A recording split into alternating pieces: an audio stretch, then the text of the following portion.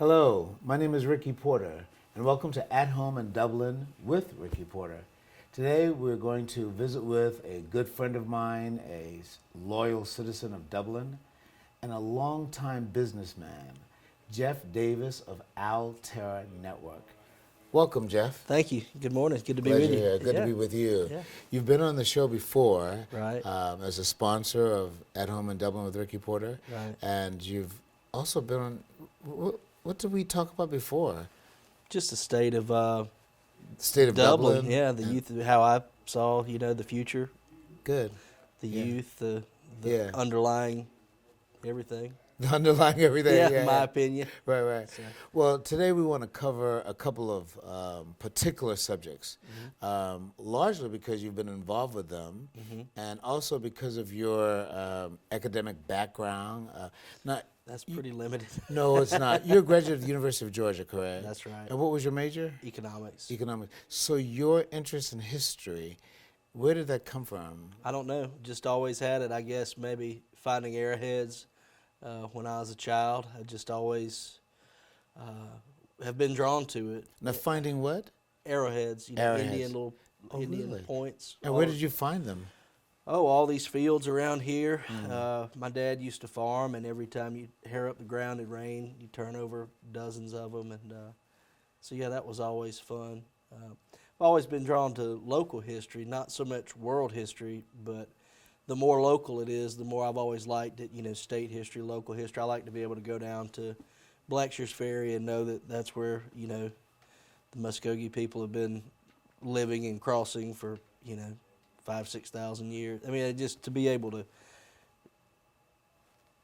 be in touch with the history that's all around us has always been, the more local, the better. I tend to like it. Yeah. You are the president of Dublin's Historical Society. Now, am I correct that it's called It's the Lawrence County the Historical Lawrence Society. County Historical Society? Right. And how long have you been the president? A little over a year. Scott Thompson's been the president for years and years. 150 years. Not that long.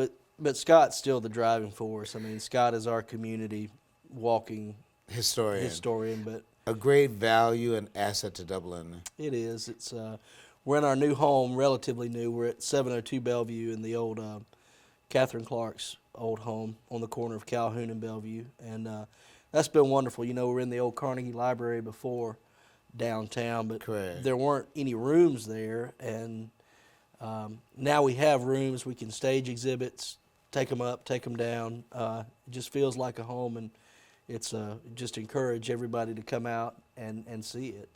I don't want to put you on the spot, but And then don't. okay, don't. How much do you know about the Carnegie Building? Quite a lot. When was it given to Dublin? The process began. Andrew Carnegie would give, he would match. He believed in knowledge. He believed in Philanthropy. right, and coming up from nothing like he did. He believed in education was your way up and out into better things. I mean, he grew up very poor. It was a match. It was you had to have a community board. We have the initial drawings from 1903, so that's when the process started. I think the building was dedicated in 1904. Okay. But a group of local citizens at the time formed a library board. They had to raise, he would donate $10,000, which would be on the order of probably $400,000 or $500,000 today. Wow. And the match was that the group who requested the funds that he built the library for, the governing body, had to contribute 10% of the original cost every year for maintenance to keep it going. Every Carnegie library, and then he had some specific design elements that are in every Carnegie library that you'll see that's still around. He wanted them all to have steps up to symbolize your journey to knowledge. There's always a light at the top of the stairs, and then the buildings themselves are built on kind of the cathedral, the cross layout, because at any time of day he wanted lots of natural light. He was all about light as symbolic of coming into enlightenment. Right. So those were the design elements he insisted on. But that building was, I think 1904 was the year it was dedicated. Right. And it's been there ever since. Right. I visited the Biltmore Estates this past summer in Asheville, and George Vanderbilt, who was a great philanthropist, was also interested not simply in giving money, but also contributing in a way that brought education and culture to the community. So he was interested in architecture. He was also interested in farming. Right. So it was just good, interesting history by Carnegie. Right. So what is the purpose of the Lawrence County Historical Society? It's just to document our shared legacy, our shared culture, what's made us who we are, where we are, why we've been successful, how we've made mistakes as a community. We have a large genealogy, collection of genealogy materials. Our courthouse is one of the few that has never burned.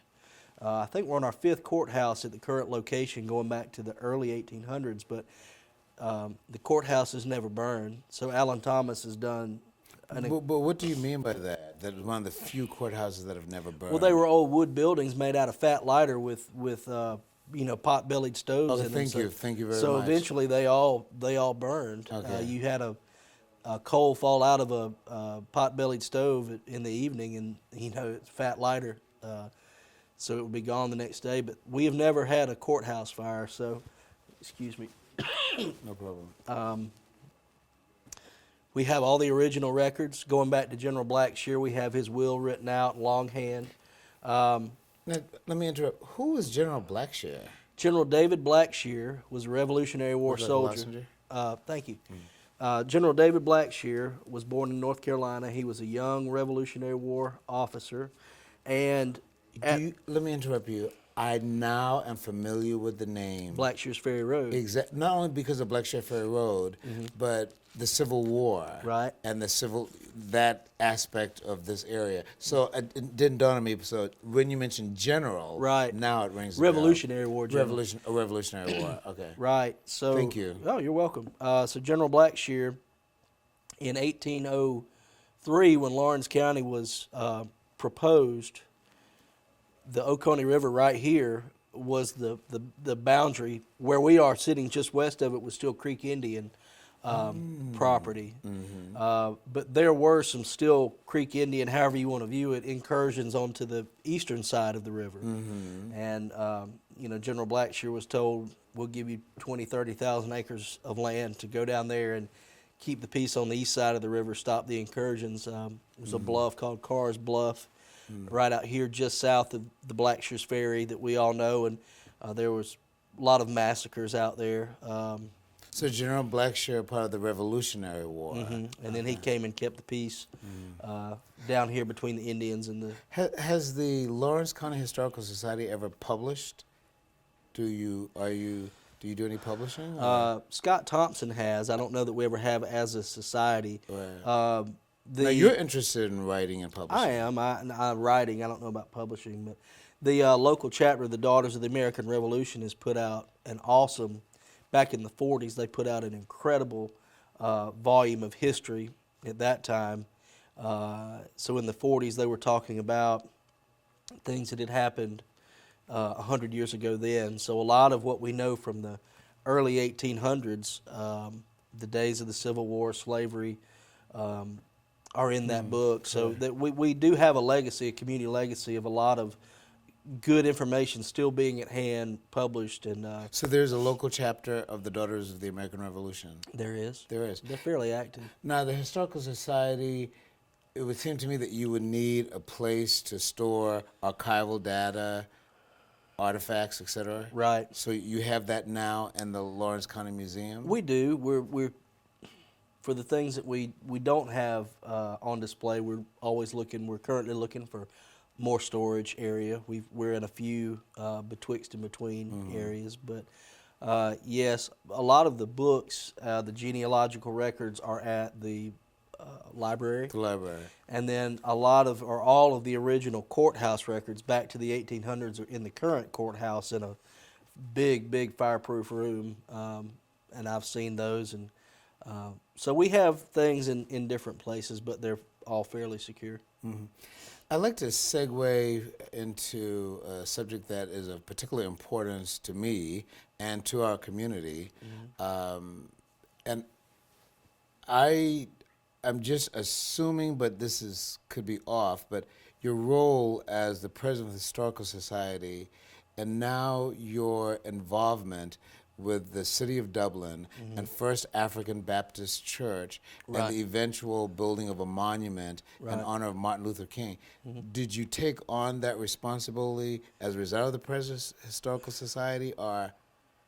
Yes and no. I'm blessed to serve in a lot of capacities. I'm also on the Tourism Council's board, Oh, I didn't know that. and I'm also on the Downtown Development Authority's board. So I knew that. So between those, so when the this project became a reality, yes, it's the Historical Society, the Tourism Council, and the DDA are all contributing. And DDA is Downtown Development Downtown Agency. Development. Dudley Funeral Home has been serving the Middle Georgia area since 1922 and remains committed to the community today and for tomorrow. In your time of need, you can count on Dudley Funeral Home. When my husband experienced chest pain, I knew he had to go to the ER at Fairview Park Hospital because it had an accredited chest pain center. Chest pain isn't like a broken arm or a high fever. They treat chest pain like the serious condition it is, and they treat it fast. And it was a good thing we knew the difference because my husband was in cardiac arrest. Oh, I was fine. Now he is. Treat chest pain like chest pain. Choose the ER at Fairview Park Hospital. We're visiting with Jeff Davis, the owner-operator of Alterra Network, and we're discussing the first AB Martin Luther King Monument Project. And you were telling me the genesis and the development of the project. Right. So once we became aware as a community that Dr. King gave his first public speech there at age 15, it's something to be proud of. And I think back in 2003, a plaque, a bronze tablet was placed on the side of the church. The church has an annual speech contest to commemorate the speech contest that was given by it was the Colored Elks Lodge of Georgia in 1944. That's why he was in town. So he gave a speech in 1944? He did. He was 15 years old. Said in he never published an autobiography per se, but he wrote a lot of autobiographical papers where he would talk about separate incidents. Those have been compiled into a quasi-autobiography. Okay. But he said, speaking about that's where it all began for me. That was my first political speech in Dublin. On the way back to Atlanta, he was asked to give up his seat on the bus. He didn't want to. His teacher encouraged him to do so and moved to the back of the bus. And he speaks about how that really kind of just solidified the civil rights movement, and that it was time in his mind. Yeah. So Martin Luther King, a resident of Atlanta, Georgia, gave his first political speech here in Dublin, and it was a rhetorical contest at First African Baptist Church here in Dublin. That's right. The speech is out there. We have you Google it, but it's called "The Negro and the Constitution," and it's a very interesting speech, very thoughtful for a 15-year-old. Now, tell us a little bit about the monument. What is the monument? So the monument is to commemorate the speech, and the concept is that was an event. His actual words were sound waves that started in that church and went out to the whole world. The Downtown Development Authority has purchased the old the pool building across the street, Which across used to Church be Street. a former thrift store or something? Right, antique store. Antique store. I Has bought South- some things from that store. Has South Georgia mattress on the side. Yeah. It was built as Stanley's Grocery back in. It was an African American grocery. Is that back correct? back in the day? So there's a lot of history in that building. The Downtown Development Authority has purchased that property from the Poole family. And it will retain the building? Yeah. They're going to take down that tilting sign. Right. Oh yeah. Right. Yeah. So they're going to retain the building. Right, and where the tilting sign is, where parking currently is, will be a plaza. We're going to move parking further down Church Street, but it'll be around. There'll be a pulpit, 13 feet tall, in the center that faces the church. That side of the building that currently says South Georgia Mattress will have a big mural, a timeline of Dr. King's life and his career. There'll be, as you're driving up Telfair Street with the church on your left, the pool building in front of you, there'll be an 8-foot retaining wall, so that you'll actually go behind, and it'll say "Welcome to Dublin, home of Martin Luther King's first speech." Wow. Then you'll go behind that 8-foot retaining wall for traffic, safety. It's a busy thoroughfare, but there'll be a round plaza in there with the 13-foot pulpit to get up over that 8-foot wall. Looking at the Who at the designed church. the monument? It's a group called the Orion Planning Group out of St. Simon's, a gentleman named Oliver Seabolt. The cool thing then in the permanent landscaping will actually, the trees across the road at the church property will be blooming. There's a lot of thought been put into it, but the trees and the landscaping's been selected to bloom in April, which is when he gave the speech. So on the anniversary, every year all these big pretty trees will be and shrubs will be blooming. I think it's excellent. So thank you. We're talking with Jeff Davis, and we've been having conversation regarding the Martin Luther King Monument, which will be in place here in Dublin. Right. Absolutely a place or something to attract visitors traveling from Savannah, traveling from Atlanta. Right. But in my opinion, historians and individuals and families interested in the life of Martin Luther King, whether they're coming from Savannah or Atlanta, would be interested in Dublin just for that fact alone. Sure, and the state of Georgia has a civil rights trail. I can't say enough good things about First AB Church, how accommodating, it really is a public-private partnership, how accommodating they've been as a congregation, how hard they've worked with DDA, with tourism, with the Historical Society.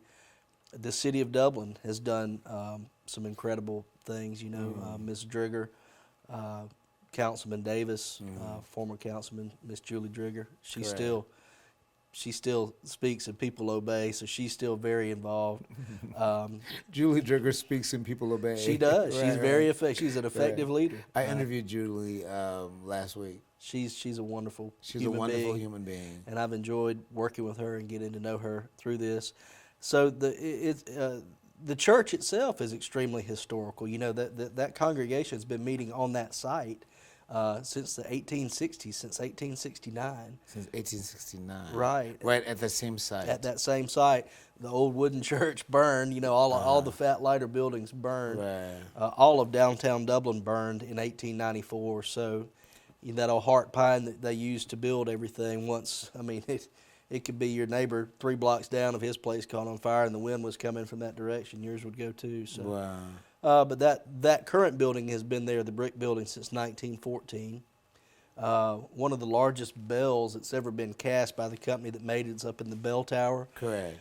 It's currently behind the windows up in the turret are boarded off. The church and everyone involved would like to re-expose that, put in some plexiglass. Correct. Light the bell, let freedom ring. So when you're Yes. sitting there at the plaza looking across at the church, the monument will be designed to look at the monument and look at the church. There'll be a historical marker like you see on the side of the road over there, and then have the bell lighted to let freedom ring. And the church is going to commit to folks who make the drive that want to see inside the sanctuary, the pulpit where Dr. King actually made the speech. They're going to make the sanctuary available. So it's a really good partnership. A lot of people are doing a lot of things to pay homage and commemorate one of the most significant events in, I don't think it's overstated to say, world history. That began the movement. That has been revolutionary. What is your actual involvement or work with the Downtown Development Agency? I'm a board member. I'm one of, I think there are 7 voting board members. We have an executive director, Joshua Kite, but to take on any projects, spend any funds, we manage the Carnegie Library. We have a management agreement with the City of Dublin to manage the Carnegie Library, the theater, the Bicentennial Plaza, the Farmers Market. What is the Bicentennial Plaza? That little area in front of the Carnegie and where the Correct. street used So to it's go called through. the Bicentennial Right, Plaza. where we closed the Right. road. Correct.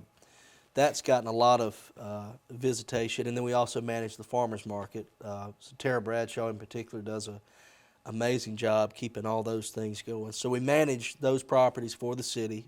There's rental rental income, and then we get Lawrence County. The commissioners are wonderful as they're SPLOST funding. They fund us for capital improvement projects every year to the tune of about $50,000 a year. We used our first year's funding to do the pre-development cost on the restoring the skyscraper. We had to have a set of architectural drawings that a developer could take and build it, and if he spent $5 million, get $2 million back in tax credits. So we were able to take those funds, invest it in those drawings. You see what happened. The best part about that deal, as part of our deal with the developer, was that we would get our initial investment back. So really, we as an organization were able to get that project going for a net cost of zero. We invested the $50,000, and now we've gotten it back. Right. So naturally, there's a symbiotic relationship between the Downtown Development Agency and the Chamber of Commerce. The Chamber, the City of Dublin, and Lawrence County. The Industrial Development Authority, anytime they bring a industrial prospect to town, everybody wants to see, what am I going to go and do? You know, and downtown is really coming along. It's It looks great. I've been in Dublin now 8 years, and I can see the change. Yeah. Well, your business is located in what would be historical importance to Dublin, the former post office building. Yeah, people call it the old post office. The old post office. And I'm sure you know, when was that built? 1911 it began, and 1912 it was completed. August of 1912 it was completed. Wow. So it's been a pleasure to be there. It's to restore that building, to make it useful.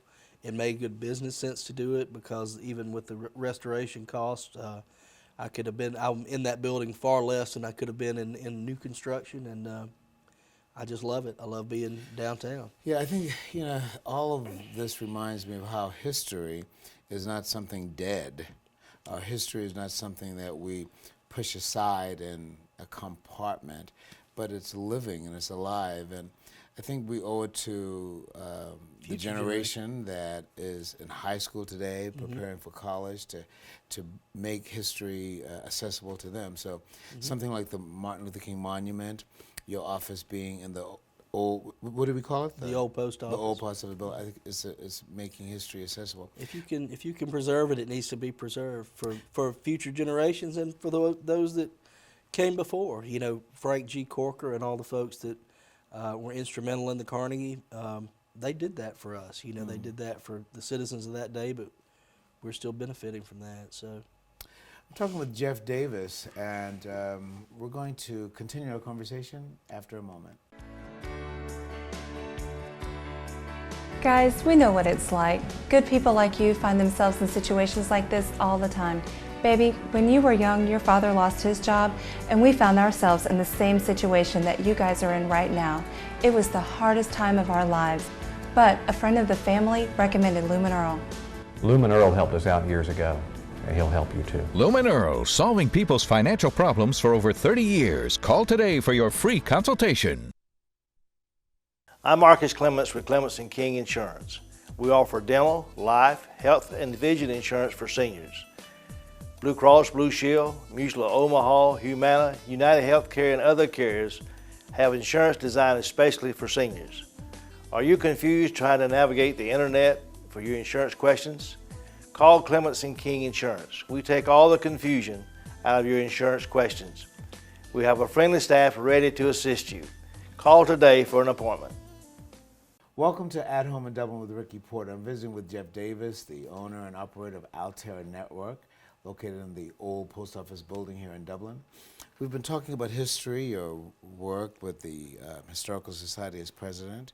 We've talked a little bit about your involvement with the first AB and Downtown Development Agency, the tourism department, and the construction of the eventual monument to Martin Luther King in light of his first speech, first political speech here in Dublin. Right.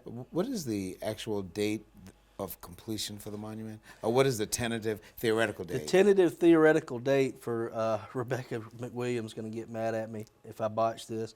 The tentative theoretical completion date of phase 1 is, I think, June 30th, July 1st. It's about to be let for Wow, bid of 2016. of this year, so Is it's that about right? to take off and really get with it. Okay, very good. Let's talk about one other subject before we bring closure to our conversation. I visited with Julie Drigger, as I mentioned, a week ago. Right. And we talked a great deal about the Cross the Creek Cemetery. Right. And Mrs. Drigger sees that as a part of her legacy, but she sees it beyond her legacy. Right. She sees it as a great asset to Dublin culturally, a great possibility for education. Right. And she's very much interested, as you are, in the education of our youth. So the Cross the Creek Cemetery is a cemetery that dates back to 1911, I think. 1911, 12 is when the city bought the property. correct. And so we have been able to surmise, therefore, that there are people buried in the Cross the Creek Cemetery that was born not just 1911, but perhaps 1900. Oh, 1830s, 40s, yeah. 1830s. So we're talking of during the period of slavery, Sure. where slaves were buried in that place. Right. And then we're also talking of the period at the onset of the Emancipation Proclamation, which is 1865. The Civil War, we pretty much estimate 1861 to 1865. Right. Correct. So you've been involved with Cross the Creek. I know you attended the dedication, I did. and I heard it was a monumental historical occasion for the city of Dublin. It was a Tell really us good something day. about the dedication, the dedicatory ceremony. It was cold, it was raining. It was cold and it was rainy. But the turnout was great. You know, I mean, we had a very reverent service down at the flagpole by Parker Dairy Road where you turn in. The local exchange club was very generous in donating the flagpole and the little turn-in sign there. Again, public-private partnerships, right? City property and the exchange club did a great job there. A lot of prayers were said, and a lot of, Scott Thompson spoke. And it was just I think one of the main things that everybody deserves is just a acknowledgement that they were here. And so many of the graves out there, because it was a pauper's cemetery, have been neglected back in the 30s, 40s, and we estimate there have been maybe 2,500 people buried there. We only know about 600 names, and of those 600 names, there are fewer than 100 headstones that remain. So, but it was mentioned of the names known that were buried before 1880 that were of a certain age, that of course they would have been slaves. So there's a good, I want to say 3 or 4 dozen, maybe as many as 65. For some reason, 65 sticks out of my mind. Maybe there are 65 names of people that were undoubtedly slaves. So roughly, how much territory has been uncovered thus far? By my eyeballing it and estimation, I think about 5 acres. That much? I think it's about 5 acres when you go back there. The original purchase was 12 acres. Wow. So there's more back in the, I've found an old perimeter road, I believe, and this is the time of year I need to get out there and explore some more. But And I wouldn't mind joining you for that, yeah, by the way. it's worth seeing, but it's just a peaceful spot, and talking about people's legacy, it just to honor our dead, honor the people that have been here before. It's sacred ground. It is. Hollow ground. It is. Now, did you have an actual involvement with Cross the Creek in terms of that project, or you simply went to the dedication, and as a result of your work as president of the Historical Society and your personal interest in history, you got involved, or were you a part of the project itself? I did small things. The city really started it all. With the initiation of Councilwoman Drigger. Right. Clearing off, there was a lot of undergrowth. So there are plenty of people who did way more than I did. But just coordinating with, what I could become aware of, keeping these people, talking to these people, and, Correct. you know, but I don't think I did much at all. Talk a little bit more about that day, because I actually missed the dedication, and Julie talked about it. It was rainy and it was a little cool, but people came out. They came out, and they weren't in a hurry to leave. It was just a very peaceful, you know, it wasn't a pouring rain, it was just kind of a steady drizzle. Steady drizzle. And it was just peaceful, you know, that sound. It's almost like the sound when it snows. If you've ever been up in the mountains, it's just a really light sound, and the wind wasn't blowing terribly bad, so it was cold, but it wasn't bitingly cold, and it just was a very peaceful feeling. And people, the program was probably 30, 45 minutes, but then people stayed afterwards. I'll tell you something. You know of my personal background from Charleston as a Gullah, Geechee person. Right. You know, and I just thought of this. When we bury the dead and there is a downcast of rain and there's a drizzle, we see that as spiritual, a kind of purification or sanctification, that the divine is sprinkling mercies and grace on those who are being buried. So perhaps it wasn't coincidental at all. I don't think it was. I think that's certainly, I believe in intervention like that. So yeah, so it's do a I. it's a nice way of thinking about it. We have been visiting with Jeff Davis, the owner of Alterra Network, here at Home in Dublin with Ricky Porter. And I'm going to give you an opportunity before we close to say something directly to our TV audience. And I know I didn't prepare you for this per se, but you have a lot to offer, you have a lot to give. And I appreciate your modesty, I appreciate your humility. But we'd like for you to give a word of encouragement to TV 35's audience, to encourage their involvement in the cultural life of Dublin, and to say something that would sort of motivate and get us more excited about being good citizens and doing our work in Dublin. Be my guest.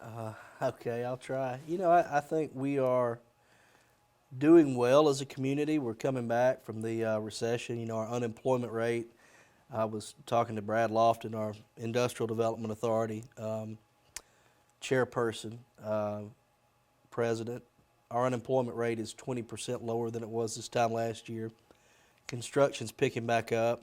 Of course, yesterday, Valmera Glass announced an additional 425 jobs. I think there are other announcements coming soon. So Dublin is a regional hub, but we as a community, going back to the 1880s, 1890s, have been known as a community that pulls together. We really are. We have good leadership. We have our citizens do the right thing for the right reasons, and you can't ever stop. If you're not getting better, you're getting worse, I believe. If you're not going forward, you're going backwards. But our momentum is positive. So the team is made up of, you know, so many groups. But just get involved in any of the groups we've talked about, and you know, if you want to help and make the community better, there are dozens of ways to be involved, and there are no gatekeepers. Everybody's you know, looking for, you know, more hands. But we're very blessed to live here. And we can't have too many hands. Never. But we're very blessed to live in a community where, like I said, I just think all the citizens, all the different, you know, groups, all the different civic groups, the government groups, I think everybody's trying to do, you know, businesses. I think everybody's trying to do the right thing for the right reasons. So just get involved. Get involved. Jump in there, you know. Thank you for being with us at Home in Dublin with Ricky Porter, and thank you, Jeff, for being our guest. Thank you, Ricky. I enjoyed it.